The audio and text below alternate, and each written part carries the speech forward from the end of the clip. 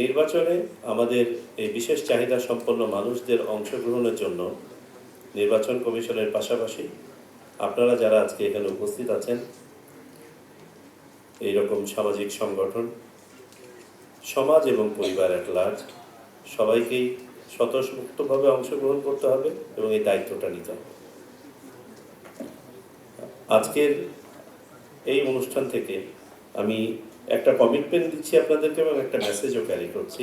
আমরা নির্বাচন কমিশনের পক্ষ থেকে ইনশাল্লাহ যা যা কিছু করা সম্ভব বাস্তবসম্মত সেটা ইনশাল্লাহ করব। যেমন আমরা ইতোমধ্যেই চিন্তা ভাবনা করেছি আপনাদের এইসব আয়োজনের আগেই যে আমাদের এই ধরনের মানুষদেরকে সহায়তা করার জন্য আমরা কি কেন্দ্রে আরও অধিক সংখ্যক সহায়ক নিয়োগ করতে পারি কিনা, যেমন বিএনসিসি সদস্যরা, স্কাউটের সদস্যরা বা অন্য কোনো ভলান্টিয়ারকে সম্পৃক্ত করতে পারি কিনা। বিকজ আইন শৃঙ্খলার কাজে যারা নিয়োজিত থাকেন ভোট গ্রহণ কর্মকর্তা বাদে মাত্র 16-17 জন মানুষ থাকেন, তারা আইন শৃঙ্খলা নিয়ে হিমশিম খান।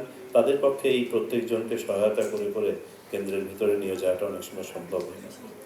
তো আমরা এটা নিয়ে ভাবছি, এটা একটি যাতে করে এই এই এই এই ধরনের ব্যক্তিদেরকেও আমরা সহায়তা দিতে পারি। পাশাপাশি অত্যন্ত যৌক্তিক এখানে আমি দেখলাম 2-3টা রেকমেন্ডেশন এসছে আপনাদের পূর্ববর্তী আলোচনা থেকে, যেমন তাদের পরিবহনের সুবিধা। জি, অবশ্যই এটা আমাদেরকে বিবেচনায় নিতে হবে এবং আমার মনে হয় বর্তমানে বেশিরভাগ জায়গাতেই আমরা যদি রিক্সা পরিবহনের ব্যাপারটা রাখি, অন্তত পক্ষে এতে করে প্রত্যন্ত অঞ্চলের যারা আছেন তারা ভোট কেন্দ্রে আসতে পারবেন। দ্বিতীয় জিনিস যেটা হচ্ছে যে ভোট কেন্দ্রে তিনি যেখানে অ্যাপ্রোচ করতে পারবেন সেখানেই যেন তার ভোটের ব্যবস্থাটা করা হয় নিচতলায় বা প্রেফারেবলি। হোপফুলি যেখানে যেখানে নিচতলায় থাকবে এটাকে আমরা একটা পরিপত্র জারি করে স্পেসিফিক নির্দেশনা দিয়ে আমরা এটা নিশ্চিত করতে বলব। তবে এর বাইরেও কিন্তু অনেক বিষয় আছে, যেমন অনেকের extended exposure in the field তারা নিতে পারেন না শারীরিক অসক্ষমতার জন্য। সে বয়সের জন্য হয়, আবার ডিসেবল পার্সনদের জন্য হয়। এটাও আমাদের মাথায় রাখতে হবে। কিন্তু অনেক সময় দেখা যায় বাস্তবতা ওই যে আমাদের সংবেদনশীলতার অভাবের ক্ষেত্রে, যে একটা লাইনে দাঁড়িয়ে থাকলে আপনি কেন আগে যাচ্ছেন পরে যাচ্ছেন ইত্যাদি ইত্যাদি। তো যাই হোক, এইসব বাস্তবতাকে ধারণ করেই আমাদেরকে এগোতে হবে। আমি কিন্তু একটা সার্বভৌম সংসদ নির্বাচন করছি মানুষের, রাজনৈতিক দল হচ্ছে ভেহিকেল। তো সব মানুষই যদি অংশগ্রহণ না করে তাহলে সেটা কিভাবে আমাদের sovereign legislative reform.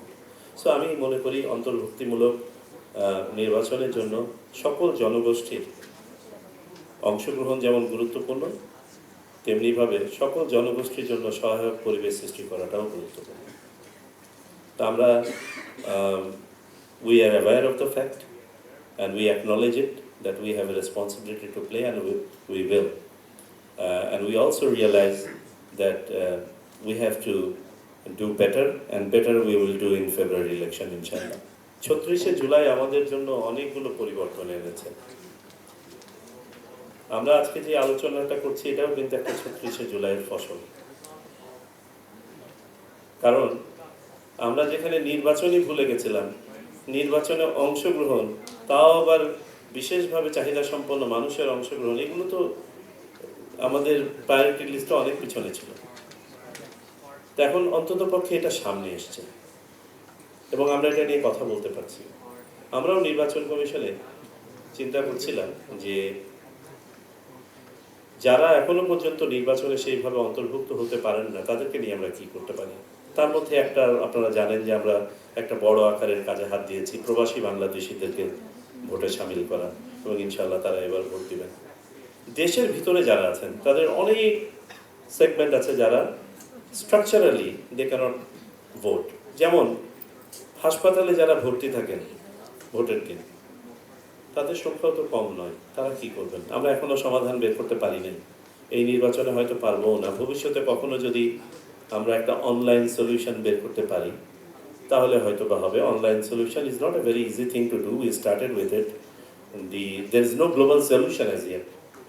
I mean, on online solution, there is nothing off the shelf which we can, get and fit in. Even some of the more mature democracies have backtracked from online voting. So আমাদের জন্য we have to take very cautious step towards online voting, although we have a dream, but I think we have to allow time for these things to mature. So having said that, জেলখানার কয়েদি প্রভিশনে দেওয়া আছে, but সাধারণত কখনো vote দেন নাই। এবারে we are going to ensure that from our 71 jails, the inmates are allowed to vote and they are voting. We already had meetings with the jail authority and inshallah we are going to implement it.